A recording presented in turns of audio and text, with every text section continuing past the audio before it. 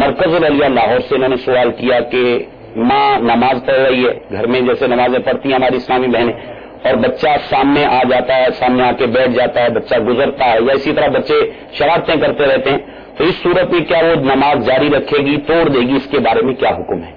نمازی کے سامنے کوئی بھی آ جائے، کوئی سامنے سے گزر جائے یا بیٹھ جائے تو اس سے نماز ٹوٹتی نہیں ہے. تو اگر مصلی پر جائے نماز پر اگر بچہ آ کر بیٹھ جاتا ہے تو اس بچے کے سامنے بیٹھ جانے سے نماز ٹوٹے گی نہیں. البتہ یہ کہ اسلامی بہن جب سجدے میں جا رہی ہو تو بچے کو ہلکا سا ہاتھ اٹھا کے سائڈ پہ نہیں رکھنا، ورنہ اس سے نماز ٹوٹ جائے گی.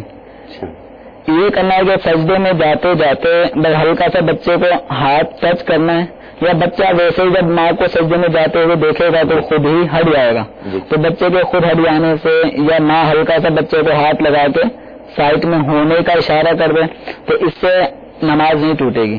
دونوں ہاتھوں سے اٹھا کے اب سائڈ میں بٹھا کر پھر سجدے میں جائے گی تو اس سے نماز ٹوٹے گی. اس سے نماز ٹوٹ نمازی کے سامنے کوئی بیٹھا ہو یا گزر رہا ہے، بعض لوگوں کے ذہن میں اس سے نماز ٹوٹ جاتی ہے، بلکہ یوں بھی ہوتا ہے کہ کوئی نمازی کے سامنے سے گزر جائے تو بعض نماز توڑ دیتے ہیں، تم نے میری نماز توڑ دی.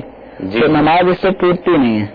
ہاں، گزرنے والا جو عاقل بالغ سمجھدار ہے وہ اگر جانتے بوجھتے گزرے گا تو گناہگار ہوگا.